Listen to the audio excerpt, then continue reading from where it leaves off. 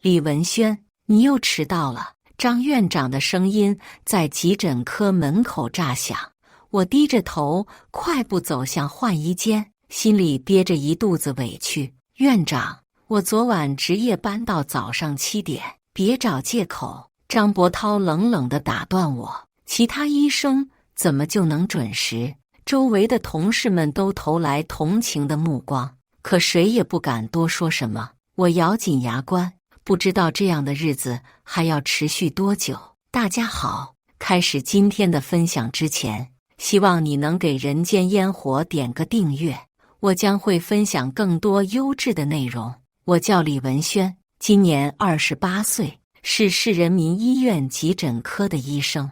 半年前刚调到这里的时候，我满怀着热情和期待。医学院毕业后，我在县医院工作了3年，医术算是不错的。这次能调到市里的大医院，我觉得是个很好的机会。可没想到，从第1天开始，院长张伯涛就对我各种不满意。李文轩，你处理这个病人怎么这么慢？李文轩，你跟家属说话太直了，要圆滑一点。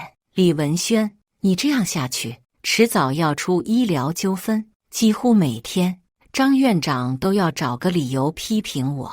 我开始怀疑是不是自己真的不适合这份工作。那天下午，急诊科来了一个车祸病人，病人满脸是血，意识模糊，情况很危急。我立刻投入抢救工作，检查伤情，止血包扎，忙了整整2个小时，总算把病人的生命体征稳定下来。正当我松了一口气的时候，张院长又出现了。李文轩，你看看现在几点了？我抬头看了看墙上的钟，已经是下午6点半。院长，我在抢救病人，抢救病人也要注意效率。你这样拖拖拉拉的，一个班能看几个病人？我的心里涌起一阵委屈，明明是在救人，怎么到他嘴里就成了拖拉？院长，病人现在已经稳定了，马上就可以转到病房。稳定了？你确定？万一晚上出问题怎么办？张院长的语气里满是质疑，我感到很无力。不管我做什么，他都能找到批评的理由。下班后，我拖着疲惫的身体回到家，老公李承轩正在厨房做饭。听到开门声，他探出头来，怎么这么晚？又加班了？承轩的声音很温和，眼里满是关心。遇到个急诊病人。我在沙发上坐下，感觉身体都要散架了。院长又批评你了。承轩放下锅铲，走过来坐在我身边。我点点头，眼泪差点掉下来。他总是觉得我这也不对，那也不对。今天又说什么了？说我处理病人效率低，说我跟家属说话不够圆滑。我越说越委屈，声音都有些哽咽了。承轩轻轻拍了拍我的肩膀，别太在意，你的医术我知道，很多病人都夸你呢。可是院长不这么想，也许他只是对新来的医生要求严格一些。承轩的声音很轻，带着安慰的意味，忍忍就过去了，慢慢就好了。我靠在他的肩膀上，心里稍微好受了一些。承轩一直是这样，不管我遇到什么困难，他都会温和地安慰我。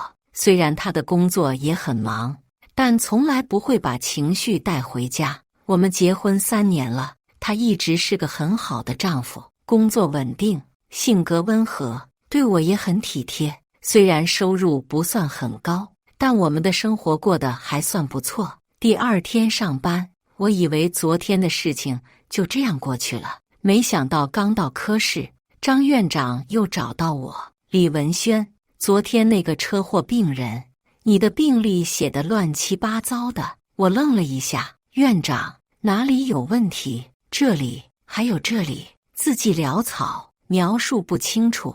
张院长拿着病历本，指指点点。我仔细看了看，觉得写得挺清楚的。院长，我觉得描述还算详细。什么叫环算？医疗文书是法律文件，必须准确无误。他的声音突然提高了，引得其他医生都看了过来。我的脸一下子红了，感到很难堪。重新写一遍，今天下班前交给我。张院长说完，转身就走了。我拿着病历本，手都在轻微的颤抖。旁边的王医生走过来，小声对我说：“别太往心里去，院长最近心情不太好。”为什么？听说医院的设备采购出了点问题，上面给了压力。王医生四处看了看，压低声音继续说：“你是新来的，他可能想在你身上找存在感。”我苦笑了一下，原来我成了出气筒。接下来的几天，张院长对我的挑剔更加频繁了，说我穿的白大褂不够整洁，说我跟护士交流的时候声音太大，说我开的药单上有个字写得不够清楚，每天都能找到各种各样的理由来批评我。我开始怀疑自己是不是真的不适合这个岗位。回到家，我跟程轩提起想要辞职的想法，也许我应该换个医院，或者干脆不当医生了。程轩正在看电视，听到我的话，转过头来：“别这样想，你这么多年的学习和努力，怎么能轻易放弃？可是这样下去，我迟早会被逼疯的。再坚持一下，说不定情况会有转机。”程轩的眼神很坚定，给了我一些力量。如果实在不行，我们再想别的办法。我点点头，决定再坚持一段时间看看。转眼又过了1个月，情况不但没有好转，反而更加糟糕了。那天下午，急诊科接到120的电话，有个心脏病突发的病人要送过来。我和几个同事立刻准备抢救设备，等着病人到达。救护车很快就到了。病人是个60多岁的老人，面色青紫，呼吸困难，情况非常危急。我立刻投入抢救工作，给病人吸氧，建立静脉通道。监护仪上显示病人的心率极不稳定，随时可能出现心跳骤停，准备除颤器。我大声喊道，护士立刻推来了设备。就在这个关键时刻，张院长突然走进了抢救室。李文轩，你怎么还在这里？我头也不抬，继续观察着病人的生命体征。院长，病人情况很危急，我不能离开。现在已经5点了，你应该去会议室参加汇报会。我这才想起来，今天下午有个科室的工作汇报会。院长，病人随时可能出现心跳骤停，我必须在这里，有其他医生在，你赶紧去会议室。张院长的语气很不耐烦。我看了看病人，心电监护上的波形还是很不稳定。院长，我是这个病人的主治医生，现在还不能离开。李文轩，你是不是想抗命？张院长的声音突然提高了很多。不是的，我只是觉得病人的生命更重要。我终于抬起头，看着张院长的眼睛。病人生命重要，工作纪律同样重要。可是，没有可是，立刻去会议室报道。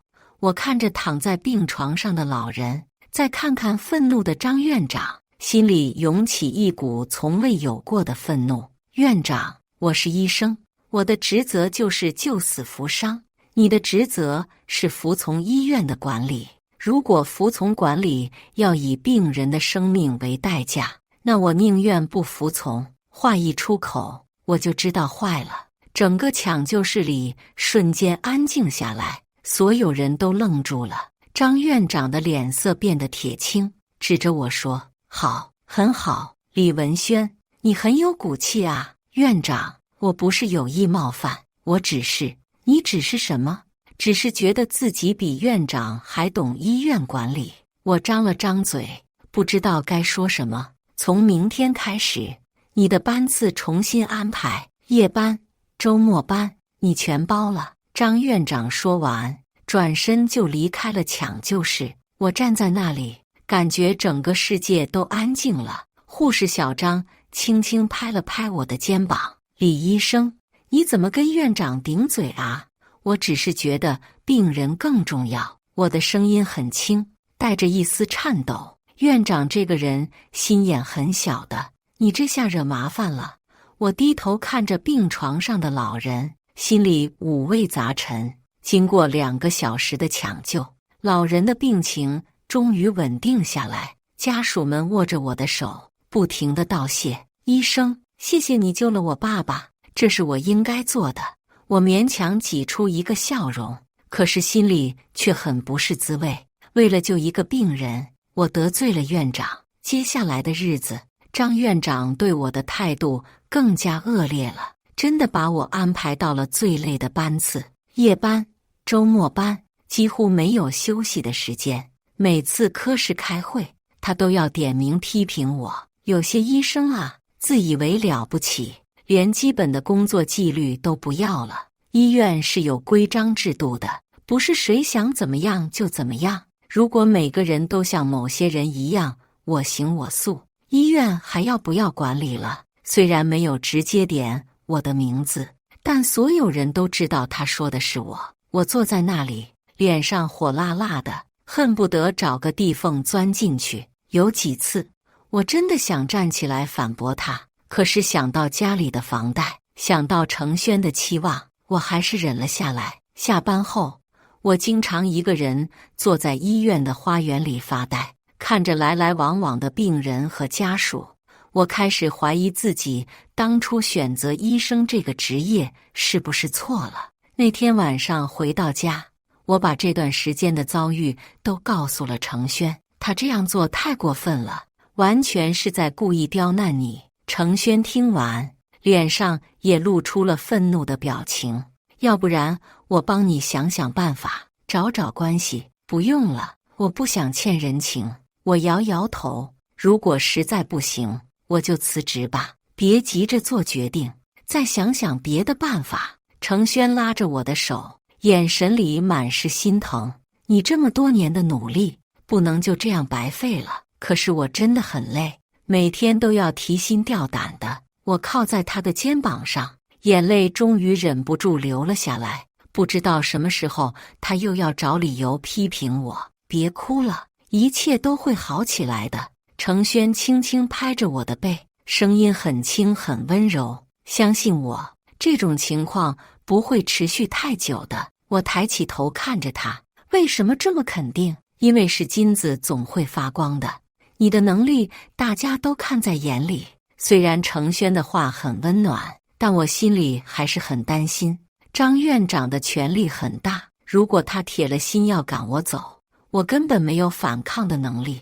第二天上班，我发现自己被安排到了最忙的急诊一线，从早上8点到晚上8点，整整12个小时，几乎没有休息的时间。一个接一个的病人，各种各样的症状，外伤、发烧、腹痛、胸闷，我的嗓子都快说哑了，腿也站得发软。好不容易等到下班时间，我刚准备收拾东西回家，张院长又出现了。李文轩，今天的工作记录写了吗？还没有，我正准备写，动作快一点，不要拖拖拉拉的。我咬着牙坐下来开始写工作记录，写了半个小时，总算写完了。正准备离开的时候，张院长又叫住了我，等等，这个病例的诊断我觉得有问题。他拿起一份病历，皱着眉头看，哪里有问题？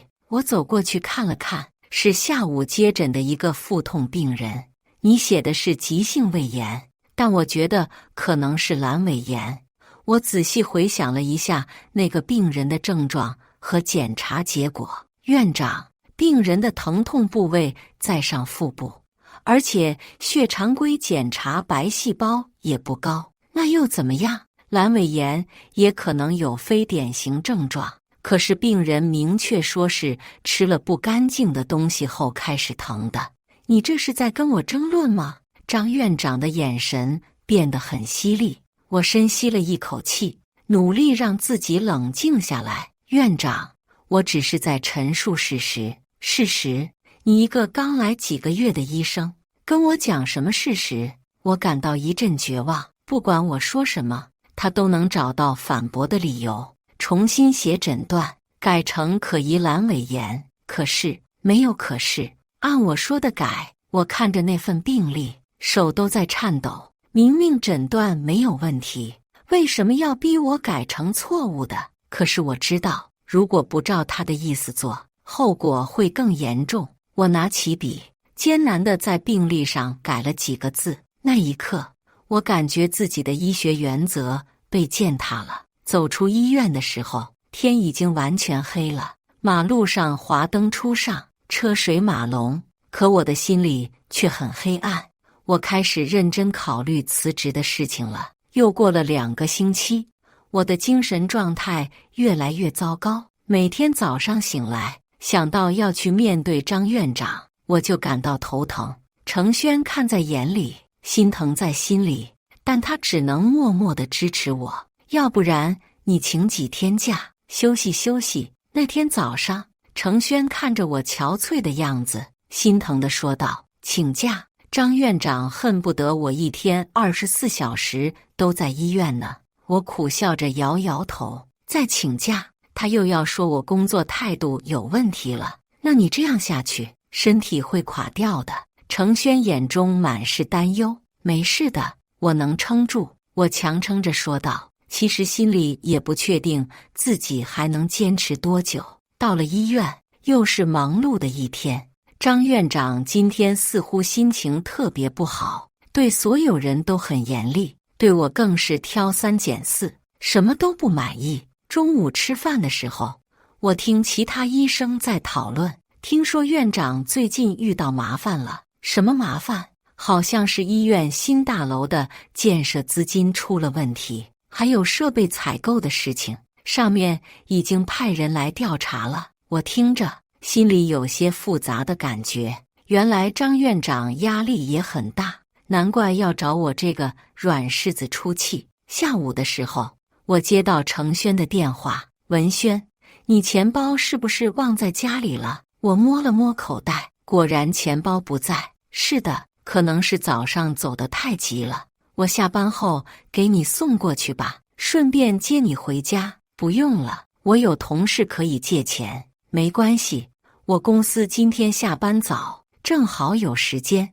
程轩的语气很轻松。那好吧，我可能要到8点才能下班。没问题，我等你。挂了电话，我心里暖暖的。程轩很少来医院，上次来还是我们结婚的时候，他来接我参加婚礼。平时他的工作也很忙，很少有时间来接我。这次主动提出要来，让我觉得很感动。下午的工作依然很忙，一个接一个的病人，我几乎没有休息的时间，连水都顾不上喝一口。到了晚上7点半，终于处理完了手头的病人，我开始整理病历，准备下班。就在这时候，急诊科又来了一个病人，是个年轻的女孩，说是肚子疼得厉害。我看了看时间，虽然已经快下班了，但还是认真地给她做了检查。初步诊断是急性肠胃炎，开了药让她回去休息。等处理完这个病人，已经差不多8点了。我收拾好东西，准备去门口找程轩。刚走到急诊科的门口，就看到程轩站在外面等我。他穿着一身深色的西装，看起来比平时正式一些。等久了吧？我走过去，有些歉意地说道：没事，我也刚到不久。程轩微笑着递给我一个小袋子，钱包在这里，还有给你买的晚饭。我接过袋子，心里很感动。谢谢你，辛苦了，跟我还说什么谢谢？程轩轻松地说道。走吧，我们回家。正准备往外走的时候，我听到身后传来脚步声，回头一看，是张院长从办公楼的方向走过来。他手里拿着一个公文包，看起来刚开完会的样子。我本能地紧张起来，下意识地想要绕开他，可是急诊科门口就这么大，根本没地方躲。张院长也看到了我们，正常情况下他应该会走过来训斥我几句，比如为什么这么晚才下班，工作效率怎么这么低之类的。我已经做好了被批评的准备，可是没想到张院长的目光落在程轩身上的时候，整个人突然停住了，他的脸色瞬间变得煞白，就像见了鬼一样。我有些奇怪，顺着他的目光看向程轩，程轩还是那个程轩，没什么特别的地方啊。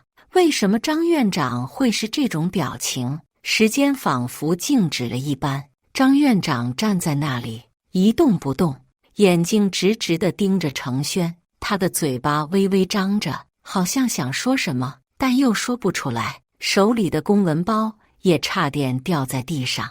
我从来没有见过张院长这样的表情，平时的他总是一副高高在上的样子，对谁都很严厉，可现在他看起来就像一个做错事的小学生。程轩也注意到了张院长的异常表现，他皱了皱眉头，似乎在努力回想什么。你是？张院长的声音很轻，带着明显的颤抖。李总。我愣住了。李总？程轩什么时候成了李总？他不是在一家普通的公司上班吗？虽然公司规模不小，但他也只是个中层管理人员啊。为什么张院长要叫他李总？而且这个语气充满了敬畏和恐惧。程轩淡淡地看了张院长一眼，表情很平静。张院长，就这么简单的3个字，没有任何多余的表情。可是张院长听到后，身体明显地颤抖了一下。您怎么会在这里？张院长的声音都在发抖，额头上还冒出了细密的汗珠。我来接我老婆下班。程轩的回答很简单，语气也很平和。可是这句话对张院长来说，显然像晴天霹雳一般。您老婆？张院长瞪大了眼睛，目光在我和程轩之间来回移动。李医生是您的。他的话说到一半就卡住了，整个人都傻在那里。我看着这一幕，心里充满了困惑和震惊。到底发生了什么事？为什么张院长看到程轩会这么害怕？程轩到底是什么身份？我感觉自己的大脑一片混乱，完全理不清头绪。是的，李文轩是我的妻子。程轩的声音依然很平静，好像在说一件很普通的事情。可是张院长听到这句话，脸色变得更加苍白了。他张了张嘴，想要说些什么，可是什么也说不出来，就这样站在那里，整个人都在发抖。我从来没有见过张院长这么失态过，平时的他总是威风凛凛的，对所有人都是一副高高在上的样子。可现在他在程轩面前就像一只受惊的兔子。李总，我不知道，我真的不知道。张院长终于开口了，声音里满是恐慌和歉意。如果我知道李医生是您的夫人，我绝对不会。他的话说到一半又停住了，显然意识到自己说漏了什么。程轩的眼神变得有些冷淡。不会什么？虽然只是简单的3个字，但张院长明显被吓到了。不会对他那么严厉。张院长低着头，声音小得像蚊子一样。我听到这里，心里涌起一阵愤怒。原来他也知道自己对我很严厉，既然知道，为什么还要那样做？难道只是因为我没有背景，所以就可以随意欺负？张院长，我想我们需要谈谈。程轩的声音很平静，但我能听出其中的含义。张院长听到这句话，整个人都在颤抖。李总，我真的不知道。明天上午10点，我会到你办公室。程轩说完，拉着我的手往外走。我们先回家。我跟着程轩往外走，心里有1000个疑问想要问，可是看到他专注的表情，我还是忍住了。走到停车场，程轩打开车门让我坐进去。直到这时，我才注意到他开的车，这不是我们家那辆普通的轿车，而是一辆看起来很高档的黑色 sedan。这是谁的车？我有些疑惑地问道。公司的。程轩简单地回答了一句，然后发动了车子。一路上我们都没有说话，我的脑子里乱糟糟的，不知道该从哪里开始问。程轩专心开车，表情看起来有些严肃，这和平时温和的他判若两人。回到家，我终于忍不住了。程轩，你到底是什么身份？程轩坐在沙发上，沉默了很久，然后他抬起头，眼神里有些无奈。我想我该告诉你真相了。我坐在他对面，心脏跳得很快。什么真相？我不是普通的公司职员。程轩深吸了一口气，我是恒泰集团的实际控制人。恒泰集团，我愣住了。这个名字我听说过，是本市最大的几家企业之一，涉及房地产、医疗设备、金融等多个领域。你是恒泰集团的老板？我觉得自己的声音都变了调。准确地说，是实际控制人。程轩点点头。公司的法定代表人是我父亲，但实际管理权在我手里。我感觉自己的大脑一片空白。和我结婚3年的老公竟然是个隐形富豪。那你为什么要瞒着我？因为我希望你爱的是李程轩这个人，而不是恒泰集团的老板。程轩的眼神很真诚。我见过太多因为钱而走到一起的夫妻，那不是我想要的。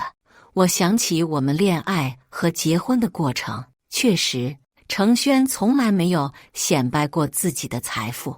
我们的婚礼也很简单，房子、车子都很普通。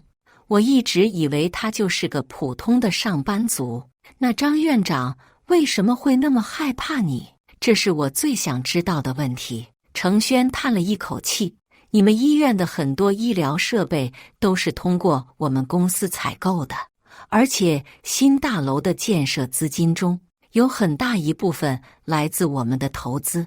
我这才明白过来，怪不得张院长会那么害怕，他一直在得罪自己的金主。还有一件事，程轩的表情变得严肃起来。3个月前，张院长想要在设备采购中吃回扣。什么？我震惊地看着他。他找到我们公司的采购经理，暗示可以给他一些好处费。我知道这件事后，直接拒绝了，并且警告他不要再有这种想法。我想起最近张院长总是心情不好的样子，原来是因为这件事。他知道是你拒绝的吗？当然知道，我亲自给他打的电话。程轩点点头。我告诉他，如果再有这种行为，我会直接举报到卫生局。难怪张院长看到程轩会那么害怕，他不但得罪了医院的投资方，还差点被举报，所以他一直在刁难我，是在报复你。应该是这样。程轩的眼神里闪过一丝愤怒，他不敢直接对我怎么样，就拿你出气。我想起这几个月受的委屈，心里五味杂陈。原来我只是2个男人之间斗争的牺牲品。你早就知道他在刁难我，为什么不早点告诉我真相？我希望你能凭自己的能力被认可。程轩握住我的手，如果一开始就亮出身份，别人永远不会知道李文轩到底有多优秀。可是我差点被逼得辞职。我知道，我一直在关注这件事。程轩的眼神里满是歉意。如果你真的坚持不下去了，我会出面解决的。那现在呢？你准备怎么办？明天我会和张院长好好谈谈。程轩的语气变得冷淡，让他知道有些人是不能随便欺负的。第2天早上，我怀着忐忑不安的心情去上班。不知道程轩和张院长的谈话会是什么结果，会不会因为这件事让我在医院的处境更加困难？可是我的担心显然是多余的。刚到科室，我就发现同事们看我的眼神都不一样了，有敬畏，有好奇，还有一些羡慕。李医生，听说你老公很厉害啊。护士小张神秘兮兮地对我说：“什么意思？”昨天晚上，张院长连夜给所有科室主任开会讨论什么？说是要重新安排医生的排班，让大家注意工作方法。我心里一跳，该不会是因为昨天的事情吧？还有，今天早上张院长特地来急诊科视察，他说什么了吗？他说急诊科的医生都很优秀，特别表扬了你的医术和敬业精神。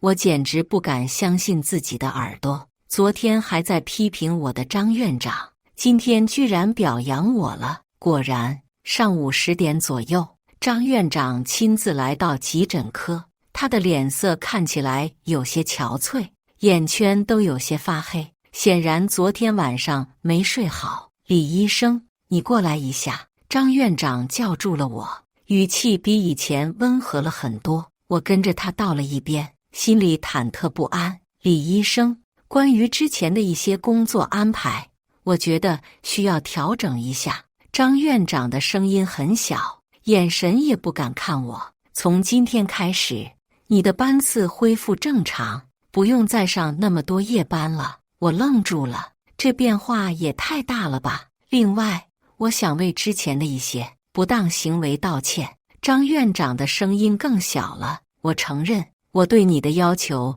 确实过于严厉了。院长，你是个好医生，医术精湛，对病人负责。张院长打断了我的话，医院需要你这样的人才。